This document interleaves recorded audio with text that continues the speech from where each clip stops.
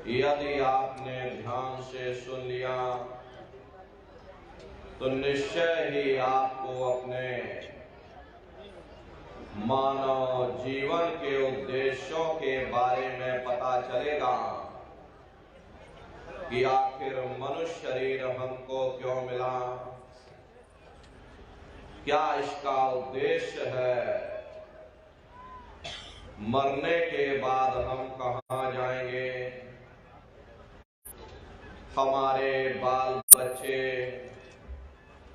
हमारे रिश्ते नातेदार, हमारे कुटुंब परिवार वाले कहाँ जाएंगे और कैसे हमारी जीवात्मा का कल्याण होगा। इन सभी प्रश्नों की जानकारी आपको सत्संग के माध्यम से प्राप्त होगी। इसलिए प्रेमी भाई बहनों, एक एक वचन को बड़े ध्यान के साथ सुनिएगा। महात्माओं के सत्संग में कभी किसी जात बिरादरी, किसी कौम या मजहब, किसी धर्म संप्रदाय या किसी भी व्यक्ति की कभी कोई निंदा, चुगली, आलोचना या किसी की बुराई नहीं की जाती। प्रेमी भाई बहनों, आप अपना कीमती समय निकाल करके यहाँ पर उपस्थित हुए हो। आज के समय में समय का दान देना महादान माना जाता है। आप अपना कीमती वक्त निकाल करके कुछ जानने और समझने के लिए यहाँ उपस्थित हुए हो, तो समय का पूरा सदुपयोग करिएगा। एक एक वचन को बड़े ध्यान के साथ आप लोग सुनिएगा और समझने की कोशिश करिएगा। प्रेमी भाई बहनों, यह मनुष्य शरीर हम लोगों को बड़े सौभाग्य से प्राप्त हुआ। ये जीवन बहुत अनमोल है। उस परम पिता परमात्मा ने हमको यह जीवन केवल इसीलिए दिया ताकि हम जीते जी उस प्रभु की भक्ति करके अपनी जीवात्मा का कल्याण करा सकें। ये 5 तत्वों का पुतला, ये पंच भौतिक शरीर हमें एक निश्चित समय के लिए,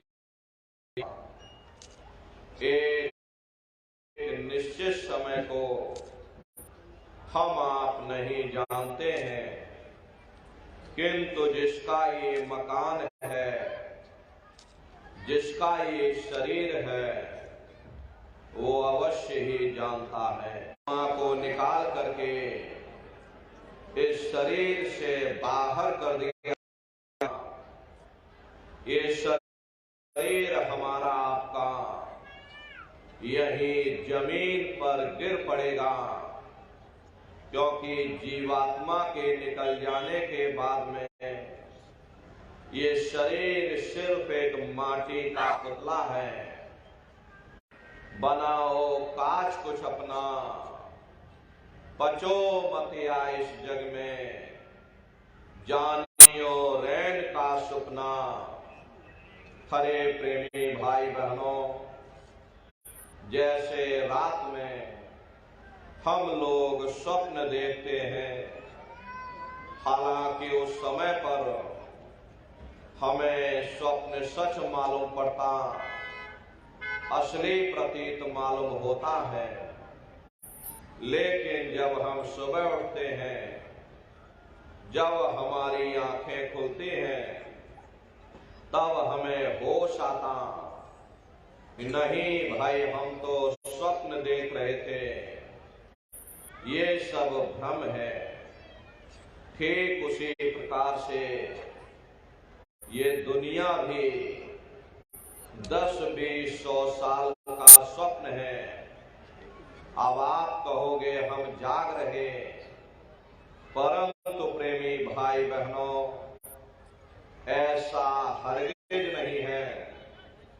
जिस दिन मौत का वक्त आएगा, हरे आप रोगे, हाय हाय करके चिल्लाओगे कि हाय हमने सारी जिंदगी यूं ही स्वप्न में गुजार दी, जागने का समय तो अभी आया था, जो कुछ करना था अभी करना था। लेकिन प्रेमी भाई बहनों, अब पछताए होत क्या, जब चिड़िया चुग गई खेत। महात्मा समझाते हैं कि भाई देह और ग्रह सब झूठा, भरम में काहे को खपना, ये घर बार हमारा अपना नहीं, हरे पराया देश है, ये शरायन है। किसी को 40-50 साल के लिए मिला, किसी को 80-90-100 साल के लिए मिल गया। जितने जितने श्वास उस मालिक ने बख्शे हैं, उसे भुगतने के बाद में हमें शरीर को यही छोड़ जाना। श्वास दुधारा नित्य ही जारी, एक दिन खाली चाम। हरे प्रेमी भाई बहनों, एक तालाब पानी से चाहे कितना भी क्यों ना भरा हो, आप एक छोटी सी नाली काटकर खोल दीजिए, तालाब में छोटा सा छेद कर दीजिए, तो सारा पानी ही ठीक उसी प्रकार से हमारा ये शरीर भी श्वासों का भंडार है। जब तक श्वासों का भंडार जारी है, हम दुनिया के काम काज में फंसे अड़ोस पड़ोस वाले मिनटों सेकंडों में इकट्ठा हो जाएंगे। तो जिस शरीर से तुम इतना प्रेम किया करते थे, उसे कोई एक रात भी घर में रखने को तैयार नहीं होता। कंधों पर लटका करके शमशान की कब्र में डाल देते हैं कि जो मेरे लिए खाक की मिट्टी है, वह मेरे लिए तू है। प्रेमी भाई बहनों, कोई मामूली कष्ट नहीं होता।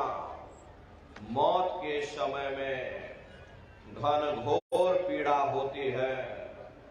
जनमत मरत दुसै दुख होई।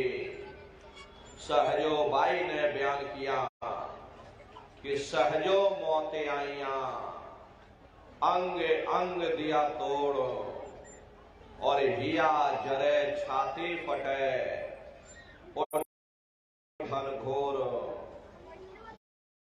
गुरु महाराज हमारे सत्संग में फरमाते थे, जैसे 1 लाख बिच्छू एक साथ मिल करके हमारे जिस्म पर डंक मारे, उससे भी लाखों बड़ी कयामत है, और शरीर की प्रलय एक छोटी कयामत है।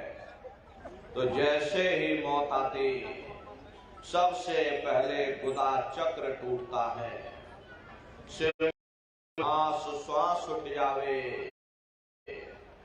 प्राण पति जब सिमट समावे, उस समय हमारी श्वासें रुक जाती, शरीर की चेतना पीछे सिमटने लगती। तो सबसे पहले गुदा चक्र ही टूटता, क्योंकि टूटेगा तो ऊपर नाभि चक्र में समा जाएगा। नाभि चक्र में अग्नि का वास होता, यानी अग्नि ने फिर जल को सुखा दिया। ये नीचे से सिमटाव होता है, नीचे से ऊपर की ओर सिमटाव होता। फिर जब ये नाभि चक्र टूटेगा तो हृदय चक्र में समा जाएगा। हृदय चक्र में वायु का वास होता, यानी वायु ने अग्नि को अपने में समाहित कर लिया और इस तरह से वायु आकाश में उड़ गई।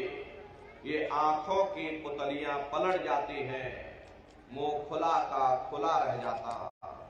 हरे महात्मा कहते हैं कि जब यह कर्म कलाय उपजावे, बुद्धि सुरत की आन दबावे। जब यह जीवात्मा पांचों तत्वों को लांघ करके जल पृथ्वी अग्नि वायु आकाश पांचों तत्वों को लांघ करके ऊपर आती है तो काल दाढ़ में आन दवानी। जब डर के नैनन से पानी, जब काल अपनी दाढ़ में दबाता उस समय नेत्रों से पानी निकलता, इंद्रियां टूट टूट करके चकनाचूर हो जाती, सब रिश्ते नातेदार खड़े रह जाएंगे। डॉक्टर वैद्य हकीम सब आपको घेरे रह जाएंगे, लेकिन आप अपनी पीड़ा को, अपनी तकलीफ को उस समय अपने मुख से बयान नहीं कर पाओगे। सिर्फ आपके नेत्रों से अश्रु टपकेंगे।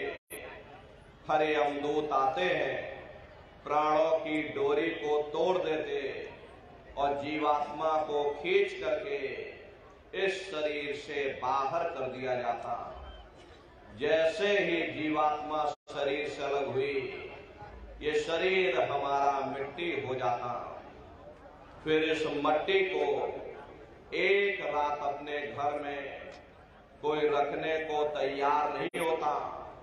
हरे आपके कितने भी सगे संबंधी क्यों ना हो, खास नात रिश्तेदार क्यों ना हो, लेकिन एक रात कोई घर में मट्टी रखने के लिए तैयार नहीं होते।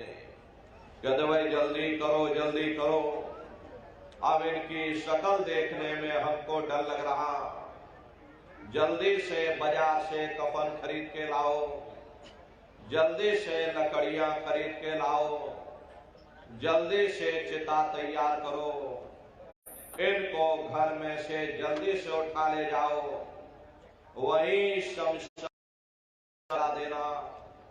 ये जो घर में इनके कपड़े लत्ते पड़े हुए, और इनके कपड़े लत्ते भी उठा ले जाओ, वहीं शमशान भूमि पर जला देना।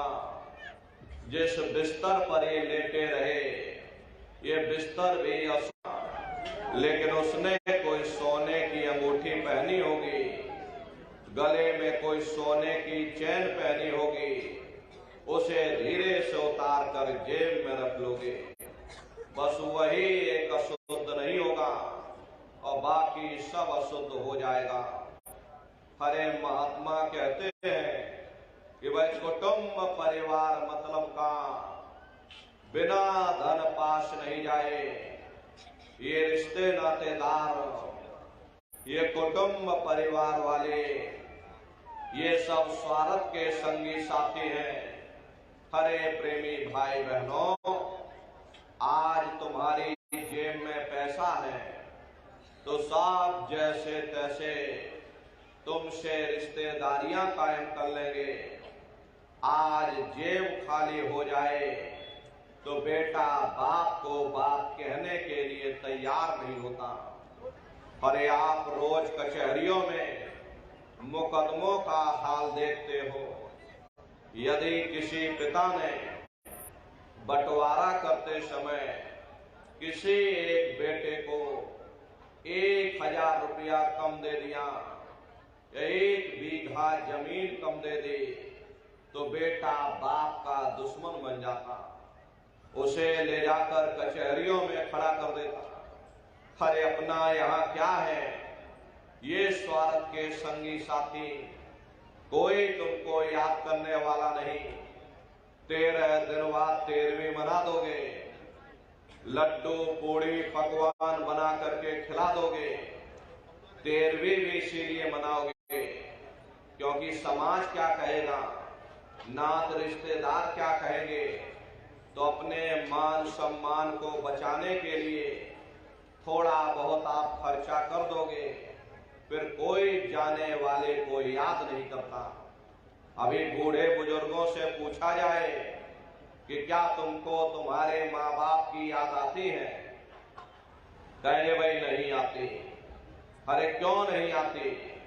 तुम्हारे माँ बाप थे, तुमको पाला पोसा बड़ा किया, खुद भूखे रहे होगे, तुम्हारा पेट पाला होगा, तुमको तुम्हारे माँ बाप की याद क्यों नहीं आती?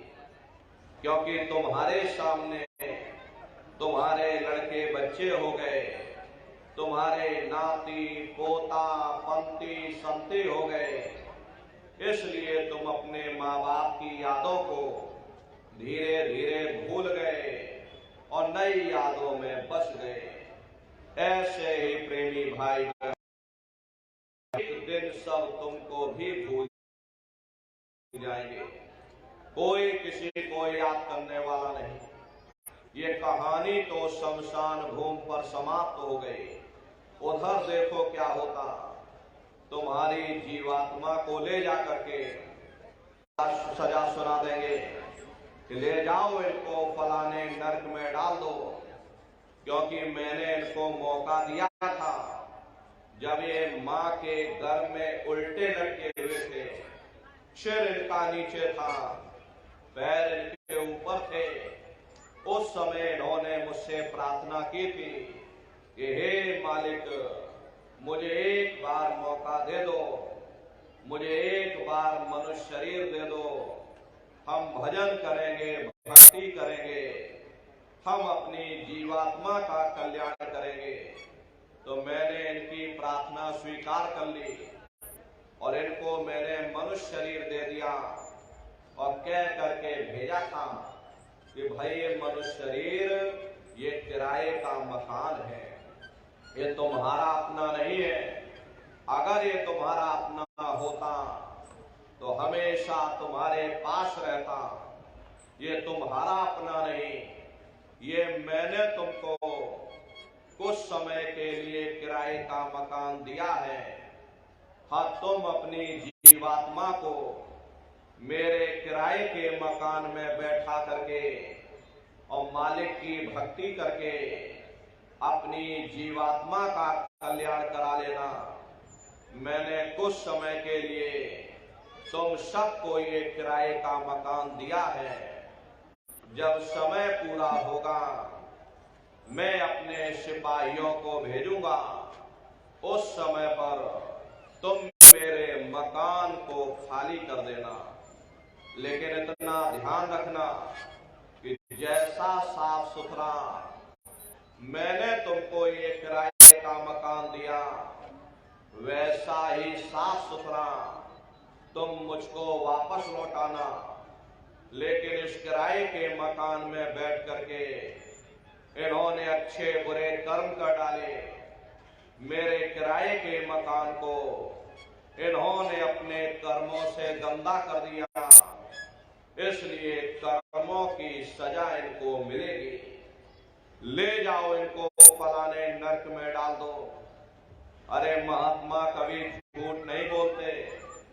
महात्माओं ने जब साधना किया, साधना करके जब ऊपर गए और ऊपर जा करके जब उन्होंने नरकों का हाल देखा, तो हमारी आपकी जानकारी के लिए उन्होंने धर्म ग्रंथों में लिख दिया कि लोह के खम्भ तपत के माही, और जहां जीव को ले चिपटाई वहां लोहे के खंभे अग्नि से धड़क धड़क कर लाल हो रहे। ऐसे खोटे जीवों को उन खंभों में चिपकाया जाता। जीव हाय हाय करके तड़पता है, तड़प तड़प जीव जुलम बुखारी, और तपत खम दुख उपजे भारी, असहनी वेदना होती है, असहनी दुख दर्द होता, जीव वहां रोता चिल्लाता रहता, लाखों लाख योजन मील तक जीवों के रोने और चिल्लाने की आवाज जाती। लेकिन प्रेमी भाई बहनों, वहां कोई तुम्हारी पुकार सुनने वाला नहीं, कोई तुम्हारी दर्द भरी आवाज को सुनने वाला नहीं। हरे न नारियों, ये दुर्दशा क्यों हो गई? क्योंकि हम लोग मनमुखी हो गए, मन के कहे पर चलने लग गए कि भाई नर के अनेक और हैं, कहाँ लग कहूं बखान, दुख भोगते यह जीव जो, जाने जो भोग समान। कहते भाई एक नरक नहीं, ऐसे वहां अनेकों अनेक नरक बने हुए, अलग अलग खोटे पाप कर्मों के वहां पर अलग अलग नरक बने हुए। ये जीव अपने अपने कर्म के अनुसार अनंतों अनंत युगों तक, वर्षों की बात नहीं कर रहे, अनंतों अनंत युगों तक जीव नरकों की यातनाएं भोगता रहता, और नरकों की यातनाएं भोगने के बाद में इसे जीवात्मा को सीधे मनुष्य शरीर नहीं दिया जाता, बल्कि इसे 4 खान 84 लाख योनियों में डाला जाता। जैसे बच्चा होता है, बच्चा पहले कक्षा 1 पास करेगा, फिर कक्षा 2 में जाएगा, ऐसे वहां पर पूरा चैनल बना हुआ। नरकों की यातनाएं भोगने के बाद में इन्हीं जीवात्माओं को 4 खान 84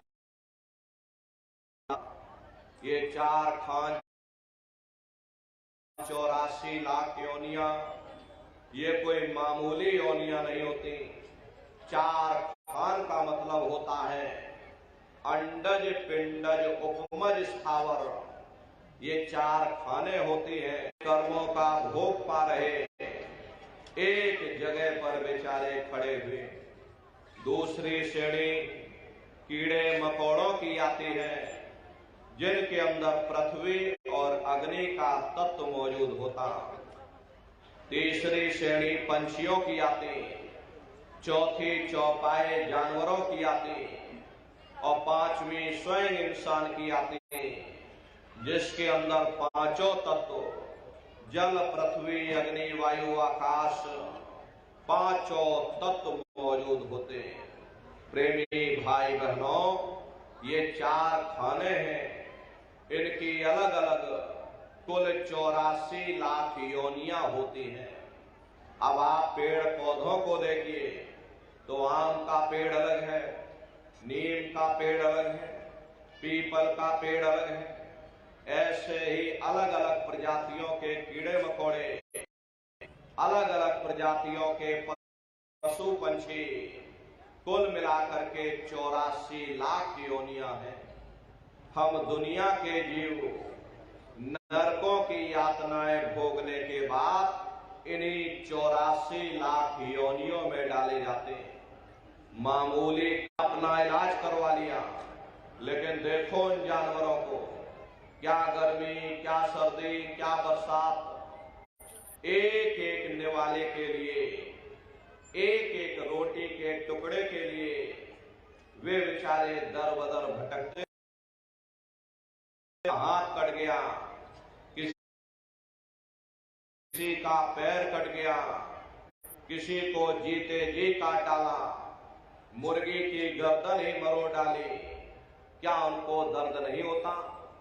अरे उनको भी दर्द होता है, उनको भी तकलीफ होती है, और उसी के मांस को नोच नोच करके खाते हैं। वो तड़पती रहती है, कराहती रहती है, लेकिन जब तक हड्डी हड्डी न बच जाए, उसके बच्चे अपनी मां की पीठ से नीचे नहीं उतरते।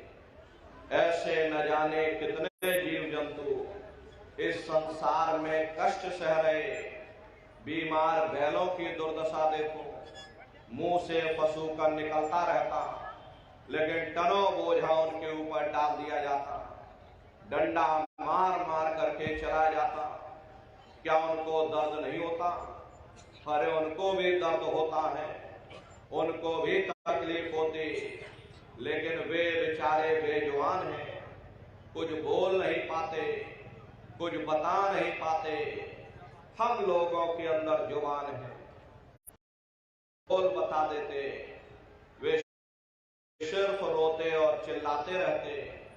हर कौन उनकी पुकार सुनने वाला, कौन उनकी दर्द भरी आवाज को सुनने वाला, कौन सी अदालत में जाकर के वे बेचारे दरवाजा खटखटाएं।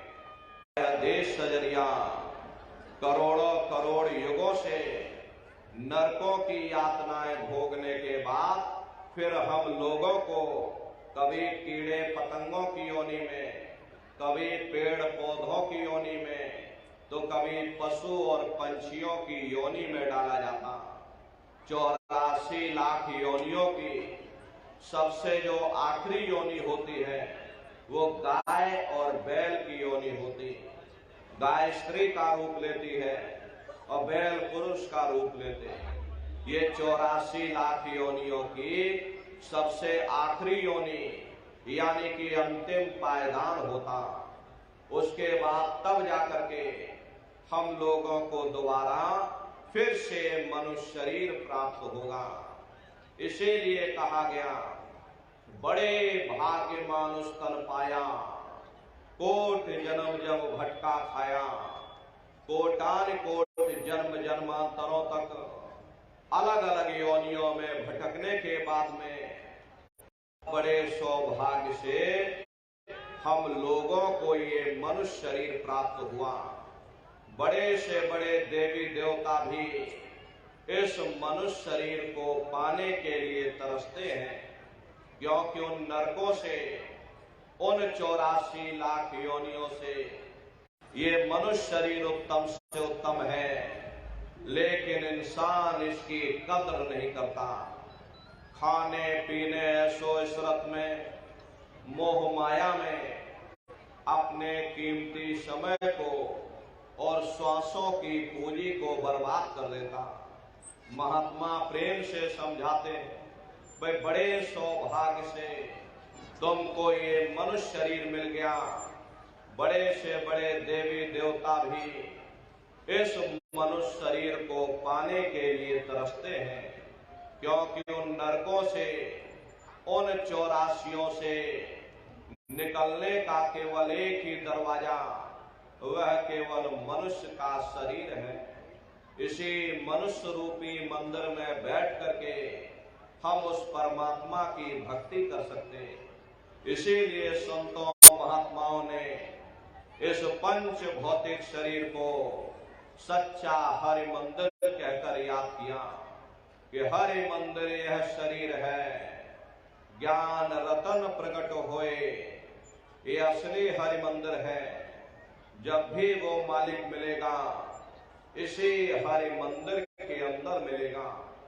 इसी पंच भौतिक शरीर को ईसा मसीह साहब ने टेम्पल ऑफ लिविंग गॉड यानी जिंदा ईश्वर का मंदिर कहा। इसी पंच भौतिक शरीर को गुरु नानक साहब ने नर नारायणी देह कहकर याद किया। ये वो देह है जिसमें नारायण स्वयं विराजमान है। वो नारायण जब भी मिलेंगे तुम्हें तुम्हारे अंदर मिलेंगे। प्रेमी भाई बहनों, इसी पंच भौतिक शरीर को मुसलमान फकीरों ने कुदरती काबा कहकर याद किया। ये असली कुदरती काबा है। उस मालिक का दर्शन दीदार जब भी होगा, इसी कुदरती काबे के अंदर जाकर होगा। बाहर से आज तक न कभी किसी को परमात्मा मिला, न भविष्य में कभी मिल सकता। परमात्मा जब भी मिलेगा तुम्हें तुम्हारे अंदर मिलेगा। यही कबीर साहब ने लिखा कि जो तिल माही तेल है, जो चकमक में आग, और तेरा साईं तुझ में, और जाग सके तो जाग। जिस तरह से तिल में तेल होता है, पत्थर में अग्नि होती है, ठीक उसी तरह से वो मालिक हर एक के घट घट में, हर एक के वजूद के अंदर बैठा हुआ।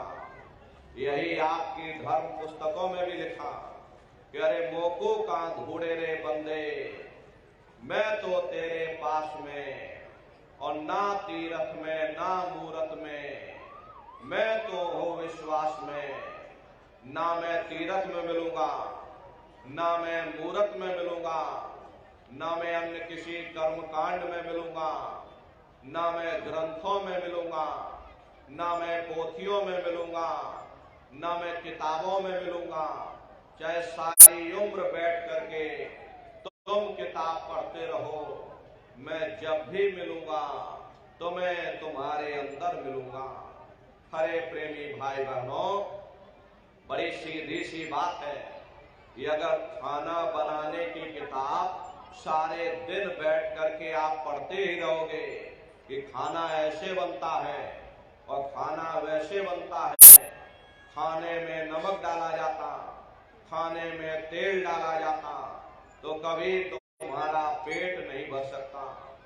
जब तक आप खाना बनाओगे नहीं, उसे खाओगे नहीं, तभी तुम्हारा।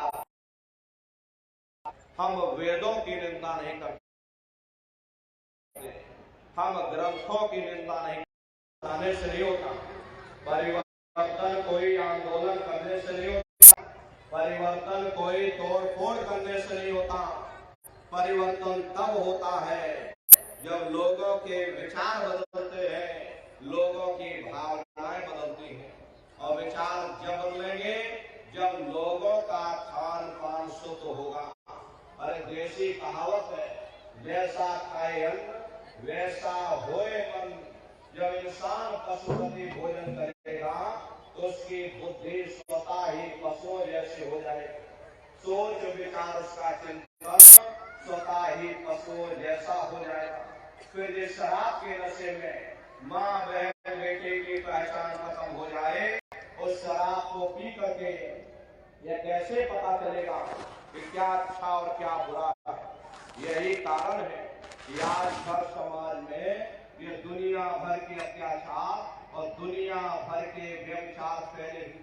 हरे प्रेमी भाई बहनों, हम लोग मंदिर बनवाते हैं, उन मंदिरों में नहा धो करके जाते हैं, कहते भाई परमात्मा के रहने की जगह है, हमको नहा धो करके जाना चाहिए, फूल अगरबत्ती ले जाना चाहिए। कोई उन मंदिरों में कूड़ा कचरा नहीं डालता।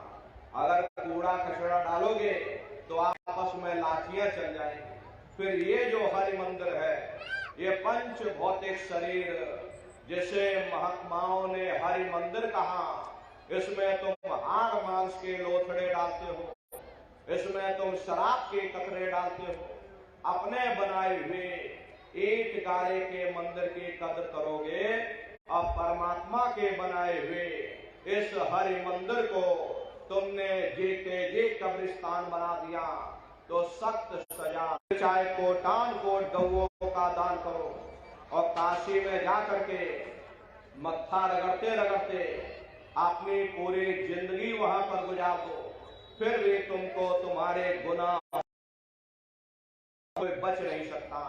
क्योंकि कर्म भूमि है, यहाँ तुम जैसा कर्म करोगे वैसा ही फल तुमको मिलेगा। देखिए, इस कर्म भूमि पर कृष्ण भगवान तक नहीं बच पाए। उस समय बाली को छिप करके बाण मारा, वही बाली कृष्ण अवतार में। उस समय हमने तुमको मारा, आज तुमने हमको मार दिया, हमारा तुम्हारा अदला बदला पूरा हो गया। कर्म प्रधान विश्व रच राखा, जो जस करे सो तस पंचाखा। कर्मों का ऐसा देश है, यहाँ तुम जैसे बीज बोगे वैसे ही फसल काटोगे। इसलिए प्रेमी भाई बहनों, आपसे हमारी प्रार्थना है कि आप लोग शाकाहारी रहिएगा। कोई ऐसा नशा मत करना जिससे बुद्धि तुम्हारी पागल हो जाए। इसलिए प्रेमी भाई बहनों, आपसे हमारी प्रार्थना है कि आप सभी लोग शाकाहारी रहिएगा। अरे आप अपने आप को कट्टर हिंदू मानते हो, भाई हम कट्टर हिंदू हैं, हम राम को मानने वाले हैं, हम कृष्ण को मानने वाले। अरे आप राम को मानते हो और आप कृष्ण को मानते हो, तो उनके आदर्शों पर भी चलना सीखो। राम ने कभी नहीं कहा कि तुम मांस खाओ या कृष्ण पर रहम करो, रूहों पर रहम करो। सभी लोग शाकाहारी रहना, शाकाहार का प्रचार अपने अपने क्षेत्रों में बराबर आप लोग करते रहना। अरे धर्म का प्रचार है, अरे सतयुग कैसे आएगा? ये लोग सदाचारी बन जाएं, आंखों में माँ बहन बेटी की पहचान कायम हो जाए, जब हमारा ये गांव बदल जाएगा, ये पूरा समाज बदल जाएगा, निश्चय ही कलयुग में सतयुग आ जाएगा। इसलिए प्रेमी भाई बहनों, धर्म के प्रचार में आप सभी लोग अपना अपना नहीं चढ़ा जाता, कोई चंदा चुटकी नहीं। अरे आप लोग आए देवता के सामने अपनी बुराई को चढ़ा दीजिए। वहां पर बुराई चढ़ाई जाती है कि हम आज से मांस मछली नहीं खाएंगे, हम आज से अंडा शराब का सेवन नहीं करेंगे, हम आज से झूठ नहीं बोलेंगे, हम आज से किसी को धोखा नहीं देंगे। गुरु महाराज हमारे कहते थे कि बच्चा इस मंदिर के मुंडेर से यदि कोई पंछी भी गुजर जाएगा, उसे मानव योनि मिल जाएगी। ये महिमा गुरु महाराज गा करके गए। गुरु महाराज ने कहा था कि नर नारियों, तुम्हें दरबार में हाजिरी देते रहना, समय ना मिले 6 महीने में आ जाओ, 6 महीने में समय ना मिले साल भर में आ जाओ, और जिसको साल भर भी समय ना मिला ताको लागे दोष। गुरु महाराज से कहते थे कि बच्चे बच्चियों, अगर तुमने मेरे अपना आश्रम बना हुआ, वहीं पर एक कार्यक्रम होता है। अपने आश्रम पर गुरु महाराज की एक छोटी सी गौशाला भी है। गुरु महाराज के पास कुल 2 गाय थी। 2 गाय, हमारे यहाँ किसी को बाहर नहीं भेजा जाता। गायों के लिए अलग से गौशाला है और सांडों के लिए अलग से नंदीशाला बनी है। उसी के बगल में अपना एक बहुत बड़ा अस्पताल भी है, वही बगल में अपना विद्यालय भी है, जिसमें करीब करीब जैसा भव्य मंदिर मथुरा दरबार में बना हुआ, उसी तरह से भव्य मंदिर गुरु महाराज की जन्मभूमि पर बन करके तैयार हो चुका। ये जो आप फोटो देख रहे हो, ये गुरु महाराज की जन्मभूमि का मंदिर है। यही प्रार्थना है, बराबर आप सभी लोग अपने अपने बच्चों को भी सत्संग में लाते ले जाते रहिएगा, इनको दरबार में साथ में लाते ले जाते रहना। हम लोग ये गलती करना, ये तो हम लोगों का काम है। प्रेमी भाई बहनों, यहीं पर हम आप धोखा खा जाते। हरे नर नारियों, पढ़ाई लिखाई जरूरी है, हम ये बात आपकी मानते हैं कि आज के भौतिक युग में शिक्षा बहुत जरूरी है। अरे हमको भी गुरु महाराज ने पढ़ाया लिखाया, हमको अंगूठा छाप नहीं है, गुरु महाराज ने हमको भी पढ़ाया लिखाया। प्रारंभिक शिक्षा हमारी गुरु महाराज की जन्मभूमि पर हुई, क्योंकि जो गुरु महाराज की जन्मभूमि है वही हमारी भी जन्मभूमि है। वहीं पर हमारा जन्म हुआ, वहीं छोटा सा एक स्कूल था खितौरा में, वहीं पर कक्षा 5 तक तो वहीं पर पढ़ाई की। उसके बाद फिर आगे आ गए गुरु महाराज, वही MA BA और डिग्री डिप्लोमा किए हुए बच्चे अपने माँ बाप को रोटी नहीं खिला पा रहे, घर परिवार बांट करके रख दिया, जमीन जायदाद बांट करके रख दी, चूल्हा चौका बांट करके रख दिया, यहाँ तक कि माँ बाप को भी बांट करके रख दिया। 10 दिन तुम हमारे घर में छोड़ दो और 10 दिन बाद तुम अपने घर में ले जाना। हरे नर नारियों को संभाल करके रखिएगा। बचपन से तैयार करिए, इनको अच्छी शिक्षा दीजिए, इनको अच्छे संस्कार दीजिए, इनको शाकाहारी बनाइए, इनको सदाचारी बनाइए।